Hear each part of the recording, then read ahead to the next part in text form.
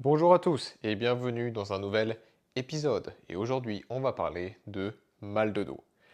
Et ça va être particulièrement intéressant si c'est quelque chose que vous subissez depuis longtemps et que vous n'avez pas réussi à solutionner. Parce qu'aujourd'hui, je vais aller du physique au métaphysique en passant par l'émotionnel, par l'énergétique, le nutritionnel, tout ça. Donc, on va voir plein de choses différentes qui peuvent potentiellement, à elles seules, causer le mal de dos, mais surtout quand elles sont cumulées, ce qui est le cas pour la majorité des gens. Donc le mal de dos. Alors, en général, le dos, c'est une partie du corps qui est assez large. On va plutôt parler du mal au lombaire. Et c'est surtout de ça dont je vais parler aujourd'hui.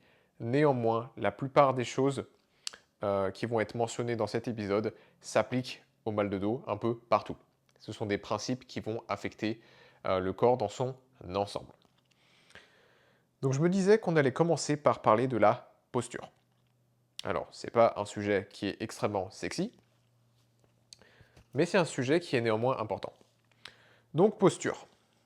Alors, la posture, ce qu'il faut comprendre, c'est que c'est le résultat de notre ergonomie principale, de nos émotions et de notre énergétique, et aussi de notre activité physique.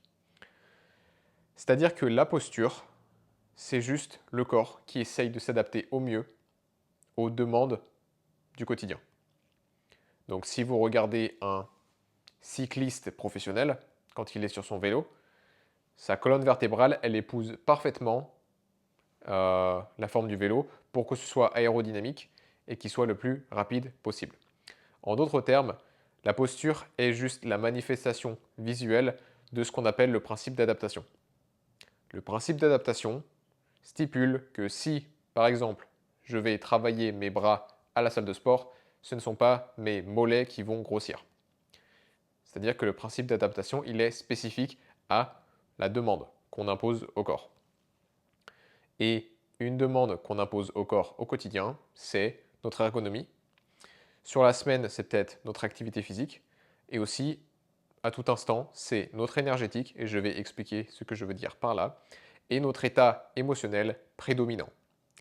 Alors pour l'état émotionnel prédominant, c'est simple. Si vous regardez la posture de quelqu'un qui est déprimé, en général, c'est quelqu'un qui a le dos rond, qui est un petit peu voûté vers le bas. Et à l'inverse, quelqu'un qui est très enthousiaste pour la vie a tendance à être bien droit avec la poitrine ouverte. Et d'ailleurs, on le sait même un peu intuitivement, c'est-à-dire que si on voit quelqu'un de loin qui a une posture avachie, on va se dire qu'est-ce qui se passe, qu'est-ce qui ne va pas. Donc on a déjà ce savoir de manière inconsciente. Donc ce qu'il faut savoir avec la posture, c'est que oui, ça peut affecter le mal de dos. Des fois, ce n'est pas un élément suffisant à lui seul, mais c'est un élément qui va contribuer au mal de dos potentiellement. Donc, il y a plusieurs possibilités. On va commencer au niveau des lombaires, et ensuite je vais parler brièvement de la posture dans le reste du corps. Au niveau des lombaires, la plupart des gens, en tout cas la plupart des gens à qui je parle, me disent « Ah, je pense que je cambre trop ». Alors je ne sais pas d'où ça sort, parce que, voilà, clairement, c'est la majorité des gens pensent ça. Je ne sais pas qui fait penser ça aux gens, mais je peux vous garantir que statistiquement, il y a plus de gens qui cambrent trop peu que trop. En général, la plupart des gens qui cambrent trop sont des gens, déjà ça arrive plus souvent aux femmes, et ça arrive plus souvent aux gens qui ont fait de la danse, de la gymnastique ou beaucoup de yoga. Euh, Quand je parle de cambrure, je parle de la courbe de la colonne vertébrale au niveau des lombaires. C'est-à-dire qu'une courbe idéale, quand la courbe elle est idéale, il y a une légère cambrure. Okay. C'est-à-dire que le dos plat, ça n'existe pas. Enfin, ça existe, c'est quand on manque de cambrure. Et ça, c'est tout à fait naturel. Il y a une cambrure légère qu'on peut mesurer. De manière générale, je vais vous donner tout de suite la façon de savoir si vous êtes à peu près bien. C'est si vous vous mettez contre un mur, avec les talons contre le mur, les fesses contre le mur, le haut du dos contre le mur, et idéalement la tête contre le mur, ce qui n'est potentiellement pas possible si vous avez trop la tête en avant, c'est pas grave, au moins le haut du dos, les fesses et les talons. Et vous essayez de faire glisser votre main au niveau de vos lombaires entre le mur et les lombaires. Si votre main elle est coincée avant au niveau des doigts, donc elle n'arrive pas du tout à passer, c'est que potentiellement vous n'avez pas assez de cambrure. Et si votre main elle passe en entier sans problème à travers entre vos lombaires et le mur, c'est que vous avez potentiellement trop de cambrure. C'est-à-dire que normalement, de manière générale, il y a des exceptions, ce n'est pas un test parfait, c'est juste un test approximatif que vous pouvez faire vous à la maison. Mais de manière générale, la partie la plus épaisse de la main correspond à peu près à l'espace entre nos lombaires et le mur. Donc s'il n'y a que les doigts qui passent, ça manque d'épaisseur, donc ça manque de cambrure. Et s'il y a toute la main qui passe sans problème, c'est qu'il y a potentiellement trop de cambrure. Ok? Donc, c'est pour ça il faut vraiment être plus spécifique quand on parle de mal de dos. C'est-à-dire que pour la personne qui en souffre, oui, on a mal au dos. Mais pour la personne qui est censée traiter ça, suivant la posture de la personne, ça ne se traite pas de la même manière. Parce que si la personne, par exemple, cambre trop, alors, en général, déjà, ça ne mènera pas à une hernie discale. Une hernie discale, c'est quand on cambre trop peu, quand le dos il est plutôt plat. Mais si quelqu'un donc cambre trop, en général, la douleur surviendra à cause d'une irritation au niveau des facettes articulaires. Donc, sans vous faire une leçon en anatomie, si vous regardez tout simplement une colonne vertébrale, si vous êtes trop en cambrure, ça va juste irriter l'arrière de la colonne, ce qu'on appelle les facettes articulaires. Et donc, la solution au niveau postural pour corriger ça, c'est encourager la colonne au niveau des lombaires à cambrer un peu moins. Donc, il y a des mouvements particuliers et il y a des mouvements à éviter aussi. Si, à l'inverse, on a plutôt le dos plat, ce qui est le cas de la majorité de la population, comme je le disais, le dos plat, c'est quand on a ce qu'on appelle une hypolordose. Donc, lordose, ça veut simplement dire qu'il y a une légère cambrure. Une hyperlordose, ça veut dire qu'on cambre trop. Une hypolordose, ça veut dire qu'on cambre pas assez. L'hypolordose, donc, ou le dos plat, qui est donc plus courant, c'est ce qui peut très très souvent mener à des hernies discales. Et en général, les gens qui ont ça, ils ont plus mal au dos quand ils se penchent ou quand ils s'assiedent, quand ils ramassent quelque chose, quand ils s'assiedent. Et donc ça, c'est plus courant. Ça, donc, de par l'anatomie des vertèbres, de la colonne vertébrale, ça a tendance à donc mettre plus de stress au niveau des disques intervertébraux sur l'avant.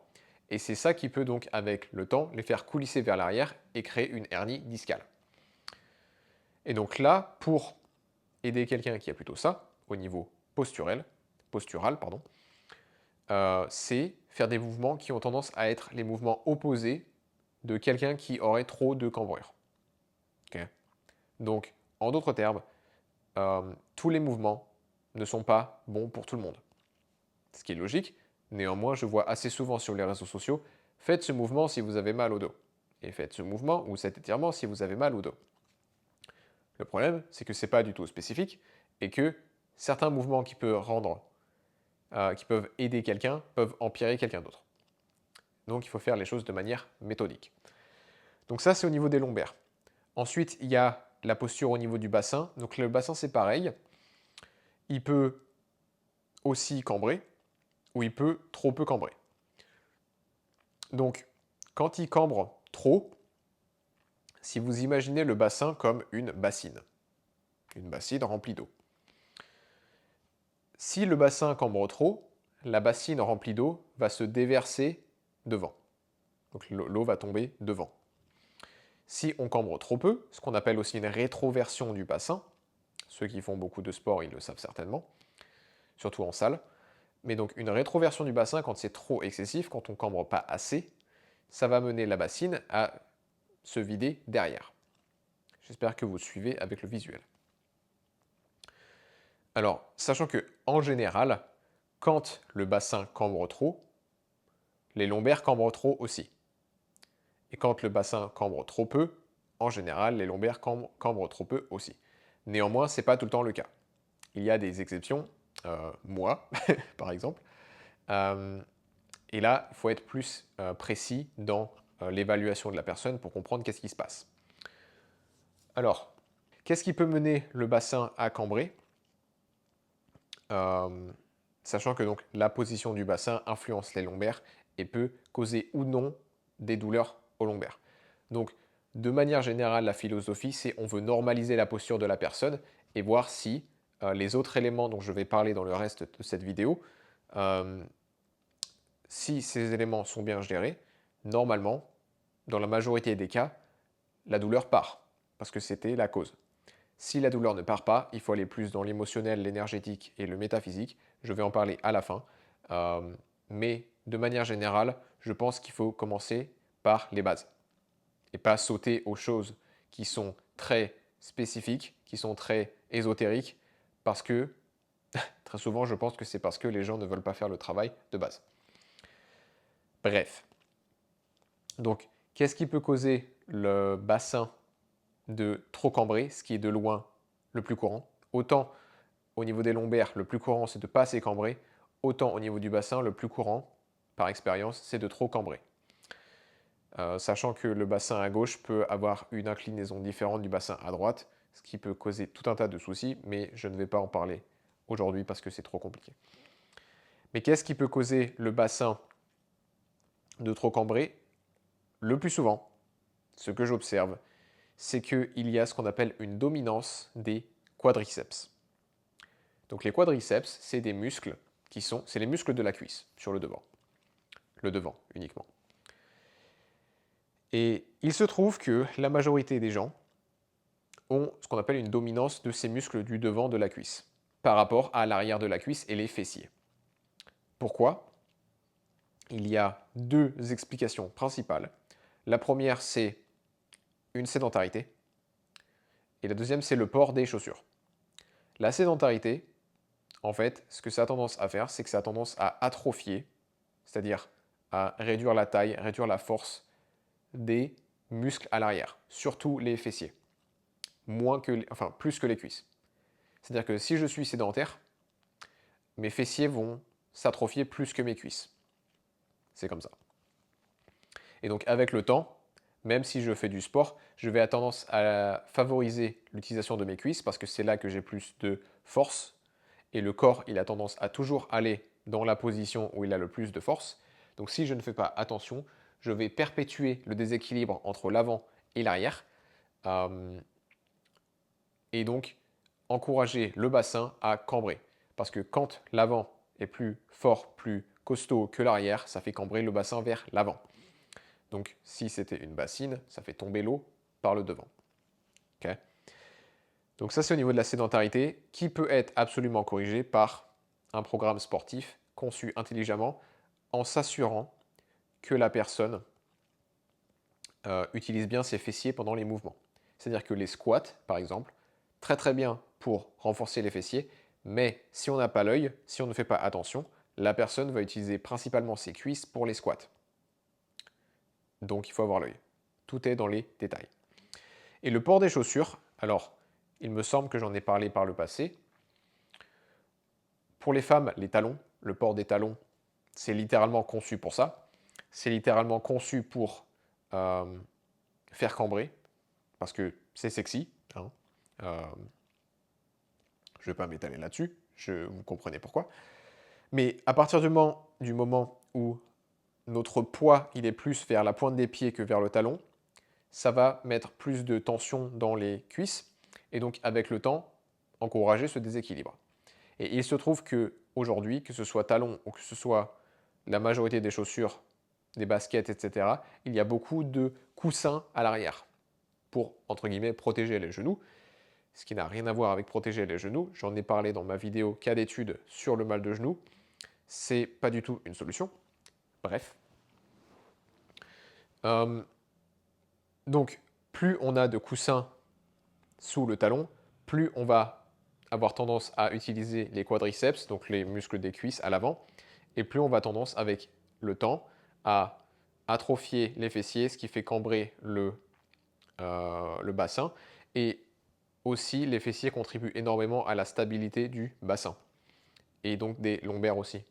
Donc, avec le temps, on voit que juste ça, ça peut dégrader la posture, causer une instabilité au niveau des lombaires et causer un mal de dos. Donc, pour récapituler, posture, on a vu les lombaires, on a vu le bassin. Le dernier point que je vais mentionner au niveau de la posture, c'est le haut du dos et la tête. Donc là, c'est très simple pour le haut du dos. L'écrasante majorité des gens, je n'ai jamais vu le contraire, à vrai dire, ont le haut du dos voûté. Plus ou moins, mais tout le monde l'a. Parce qu'on est sur l'ordinateur, on est assis, on est sur le téléphone, on fait tout devant nous. Et en plus de ça, très souvent, ça s'accompagne avec la tête en avant. Pareil, plus ou moins selon les personnes, mais en général, ça vient ensemble. Ce qu'il faut savoir, c'est que plus la tête est en avant et plus le haut du dos il est voûté, plus ça met de stress au niveau des lombaires. De la même façon que, et je vais le décrire à voix haute pour ceux qui écoutent en audio, mais si je porte un poids dans une main, tout près du corps, ok, je peux le porter, ça a son poids, mais si je commence à tendre le bras avec le même poids, ça va paraître beaucoup plus lourd pour mon épaule, hein, parce qu'il y a un effet de levier. Plus c'est loin, plus c'est lourd. Et donc de la même façon, plus la tête elle est en avant, plus le haut du dos il est rond, plus ça fait un effet de levier au niveau des lombaires, et ça crée énormément de tension au niveau des lombaires. Donc, comment on corrige tout ça? Déjà, il faut en avoir conscience. Il faut savoir à peu près où on en est. Et de manière générale, ensuite, il faut faire attention à notre ergonomie autant que possible. Ça ne veut pas dire ne jamais avoir le dos rond. Moi, ça m'arrive de passer du temps sur mon téléphone comme tout le monde et j'ai le dos rond. Mais donc, être conscient de notre ergonomie, surtout si par exemple on est assis au même bureau pendant 8 heures, j'exagère, mais 8 heures peut-être 5 fois par semaine, 5 jours par semaine, alors là, il va falloir faire en sorte d'optimiser l'ergonomie. Et ensuite, il faut tout simplement étirer les muscles qui sont raides et renforcer les muscles qui sont trop faibles. Tout simplement. Donc, pour savoir quels muscles sont raides, c'est simple, il faut tester. Alors, pour beaucoup de personnes, il va y avoir tout qui est raide, ça arrive, euh, potentiellement parce que cette personne, elle est déshydratée, et ça crée de la raideur. Mais donc, par exemple, vous pouvez tester si les cuisses sont raides en essayant de les étirer, et ça vous donnera de manière assez précise une indication sur est-ce que c'est ça qui cause la cambrure au niveau du bassin. Et pour la majorité des gens, oui, les cuisses sont raides, au moins 9 personnes sur 10, j'ai envie de dire. Et du coup, les étirer régulièrement, ça va aider. Voilà, étirer ensuite, je crois que j'en ai partagé sur mes réseaux sociaux plusieurs fois, mais des étirements pour le haut du corps pour normaliser la posture du haut du dos, de la tête. Donc on veut étirer ce qui est trop raide et donc renforcer ce qui est trop faible. Okay. Et si vous voulez des exemples spécifiques, je peux créer des vidéos pour ça. Vous me dites, tout simplement. Donc ça, c'est au niveau de la posture, donc ergonomie, étirement, renforcement. Niveau émotionnel, là, c'est plus un travail de fond. Mais on sait que donc les émotions affectent notre posture, comme je le décrivais au début. Donc là, ça va être potentiellement un travail de fond avec un coach, un thérapeute ou du travail seul avec son journal, peu importe. Quand je dis journal, c'est le terme anglais, mais un petit carnet dans lequel on écrit. Et au niveau énergétique, alors pourquoi l'énergétique affecte la posture? Tout simplement parce que les canaux, qu'on appelle aussi les méridiens, les canaux d'acupuncture en médecine traditionnelle chinoise, qui relient, qui relient les organes entre eux, qui relient les organes avec des muscles et qui associent, enfin c'est pas eux, mais en médecine traditionnelle chinoise, tous les organes sont associés avec des émotions. Et ensuite, la circulation de l'énergie entre les organes, les tissus du corps, etc., se fait par ces canaux, par ces méridiens. Et il se trouve que si il y a, pour une raison ou pour une autre, un excès de stress dans un organe, ça va se répercuter sur potentiellement les muscles qui sont alimentés par ce canal en provenance de cet organe. Donc par exemple, l'exemple que je donne assez souvent parce que ça me parle à moi, les cuisses, dont je parlais juste avant, une des choses qui peut les rendre raides, c'est l'estomac. Parce que le méridien ou le canal associé à l'organe de l'estomac en acupuncture, en médecine traditionnelle chinoise, passe par la cuisse. Et moi je sais que, par exemple, quand je m'étire les cuisses, le soir, ça m'aide à digérer. Okay. Donc c'est une communication qui est bidirectionnelle. C'est-à-dire que le stress des organes va se répercuter sur potentiellement les muscles qui sont alimentés par le canal de cet organe, le canal énergétique, le méridien. Mais si je prends soin des muscles qui sont sur ce méridien, ça va potentiellement stimuler dans le bon sens l'organe concerné. J'espère que vous suivez. Et si vraiment ça ne suffit pas, alors on peut faire du tai chi, du qigong qui vise certains organes. Et si ça ne suffit toujours pas, c'est là qu'on peut aller voir quelqu'un comme un acupuncteur. Okay. Voilà. Donc, où est-ce qu'on en est pour l'instant? On a parlé surtout de la posture, parce que comme je disais, la posture, ça va affecter, ça va potentiellement irriter les structures au niveau des lombaires, soit les disques intervertébraux si on cambre trop peu, une hypolordose ou le dos plat. Et c'est ça qui peut mener avec le temps à une hernie discale. Et ça peut irriter, à l'inverse, les facettes articulaires, qui sont plutôt derrière, si on cambre trop. Et que ce soit les disques intervertébraux ou les facettes articulaires, cette irritation peut créer de l'inflammation et c'est ça qu'on peut ressentir comme de la douleur. Okay. Et donc, normaliser la posture peut aider à enlever cette douleur parce que c'est potentiellement la cause principale. Et donc pour ça, on a parlé d'ergonomie, d'étirement, de renforcer les muscles qui sont potentiellement faibles, sans aller trop dans les détails. Très souvent, c'est les fessiers, mais pas tout le temps, qu'il faut renforcer. Très souvent, c'est les abdominaux. Je vais y venir dans une seconde. Et ensuite, il y a tout ce qui est le travail émotionnel. S'il y a un état émotionnel qui est chronique, hein, c'est pas grave d'être déprimé pendant un jour, mais si ça dure 6 mois, 12 mois, là, faut aller demander de l'aide, etc. Et ensuite, il y a tout l'aspect énergétique parce que les organes sont connectés énergétiquement à quasiment tous les muscles du corps et peuvent donc les affecter s'il y a le moindre problème au niveau des organes. Voilà. Et bien sûr, pour niveau chaussures, essayez de passer autant de temps que possible pieds nus, à la maison par exemple, et si vous le pouvez, favoriser des chaussures qui sont plutôt plates. Alors, l'exception à la règle, c'est si vous avez toujours couru avec des chaussures, je parle pas, en gros, je parle pas de ça pendant le sport. Je parle de ça quand vous êtes debout, quand vous au boulot, à la maison, voilà. Pour le sport, faut être plus progressif et méthodique, parce que si vous avez toujours eu l'habitude de faire les choses avec des chaussures qui ont de gros coussins, alors on ne veut pas passer d'un seul coup à des chaussures plates parce que votre musculature, vos tendons ne sont pas prêts.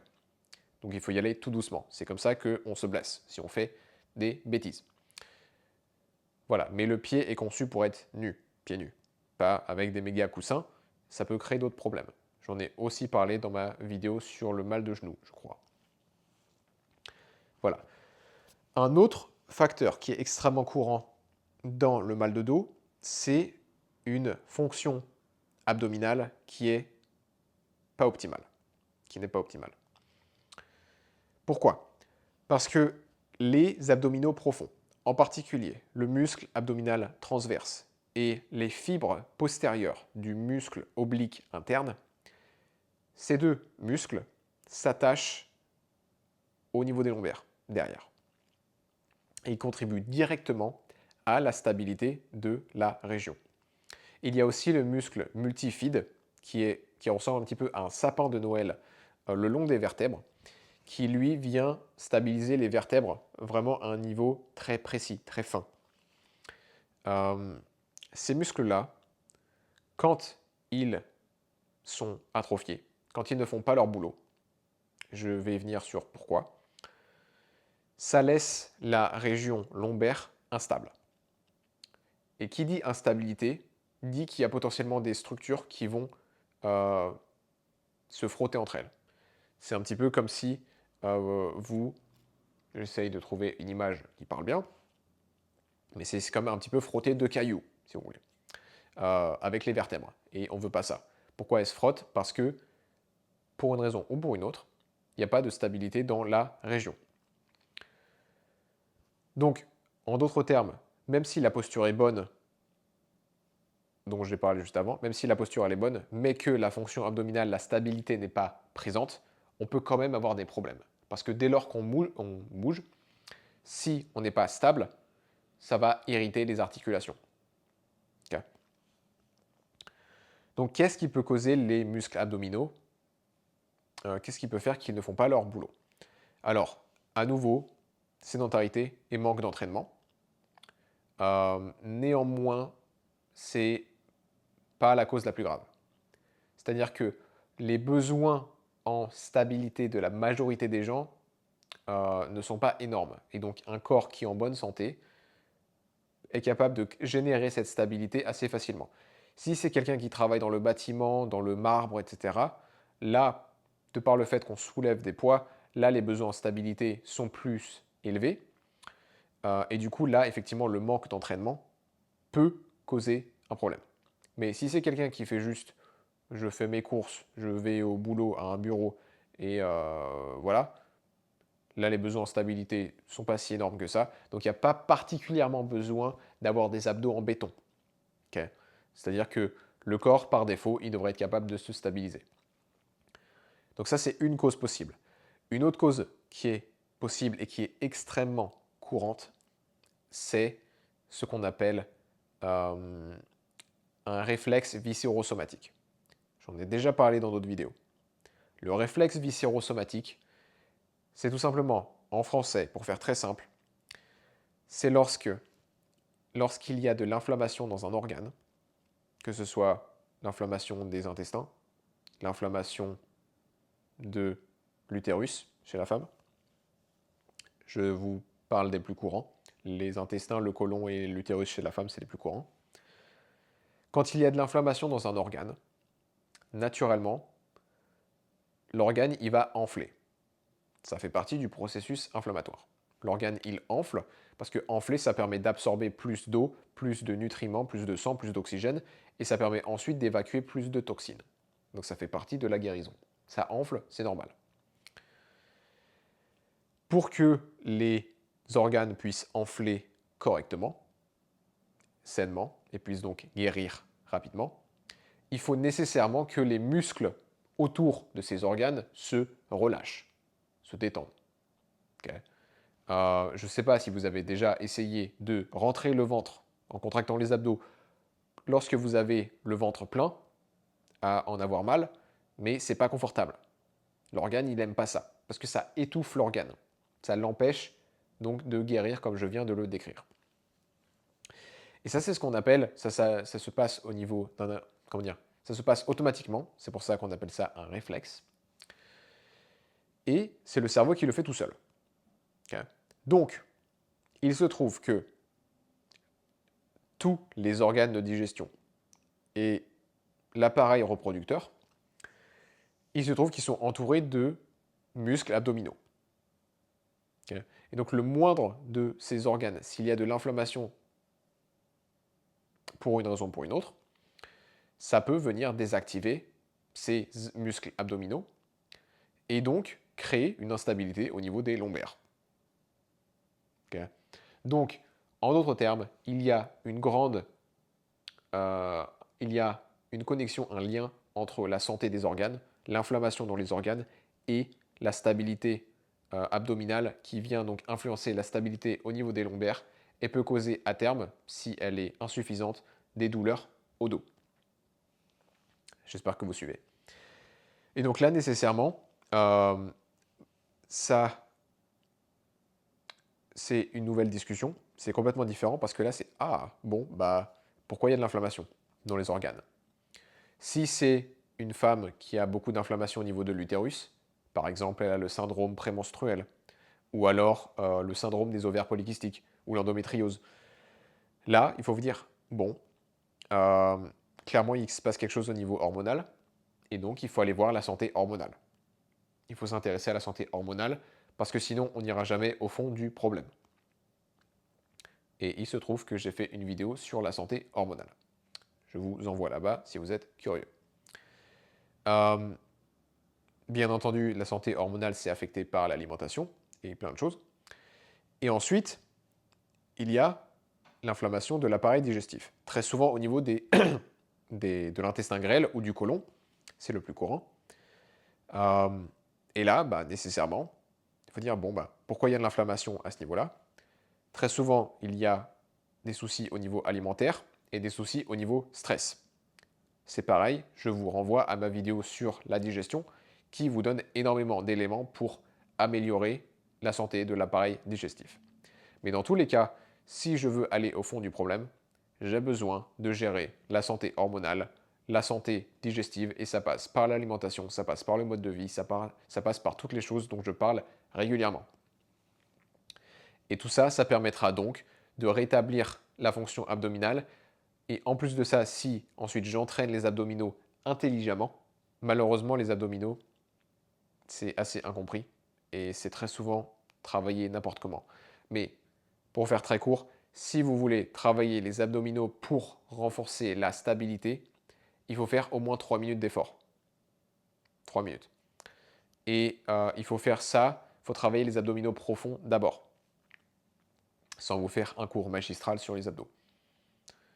Voilà. Donc, pour récapituler à nouveau, posture, on en a parlé. Posture, donc ça va être énergétique, émotion, ergonomie, étirer ce qui est raide, renforcer ce qui est faible.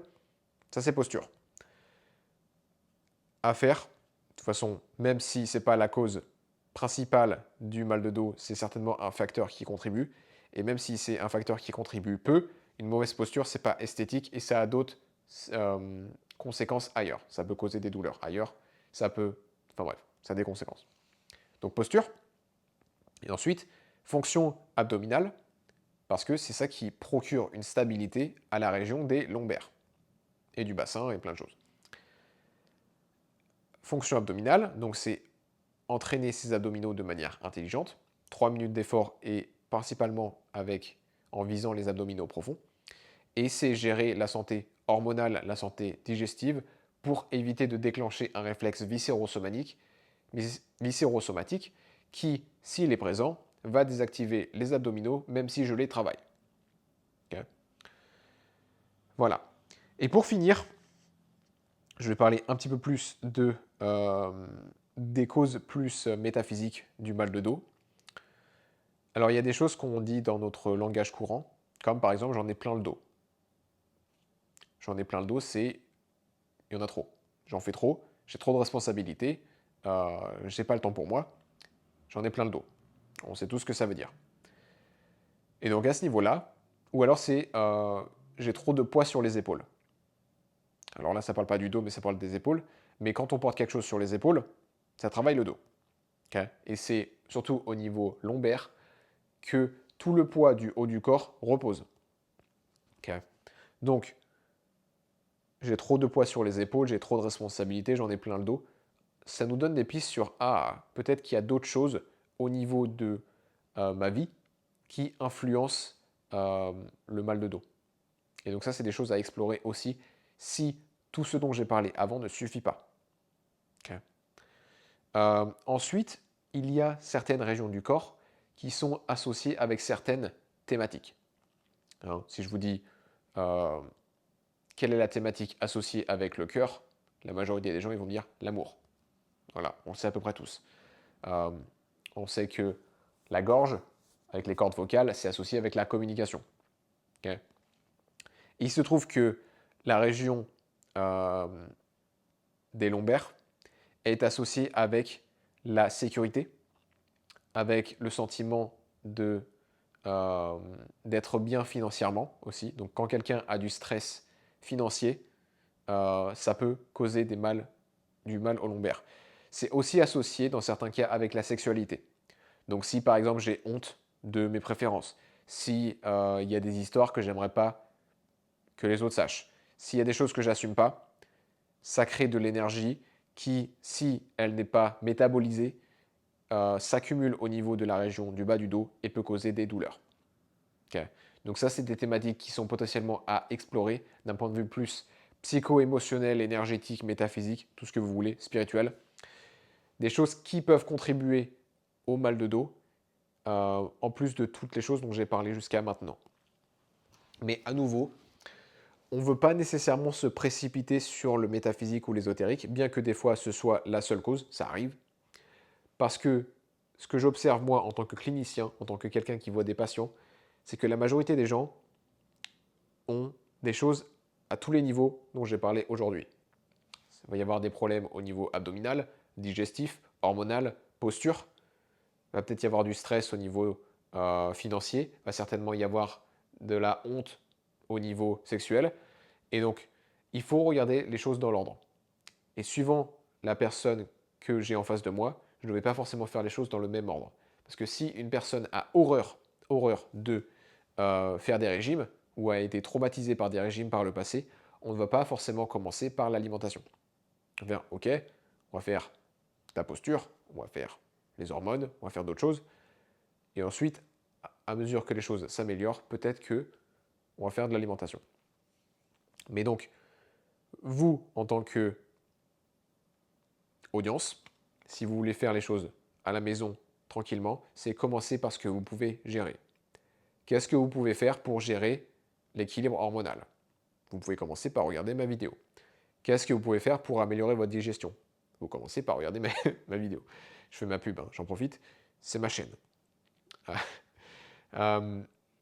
Et puis si il y a quelque chose qui vous interpelle, par exemple, quand j'ai dit j'en ai plein le dos, vous vous êtes dit ah bah ça c'est moi.